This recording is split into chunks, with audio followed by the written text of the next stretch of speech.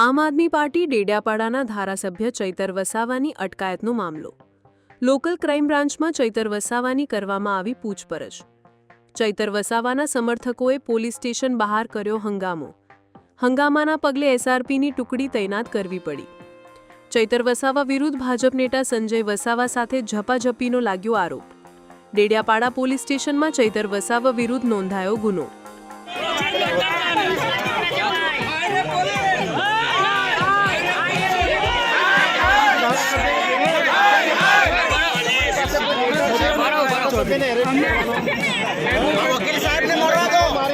જેવી રીતે તમે એમને ગાડીમાં બેસાડો છો, બરાબર, તમારી પાસે કોઈ એરેસ્ટ હોય, વિધાનસભામાંથી કોઈ લેટર તો તમે અમને કહો.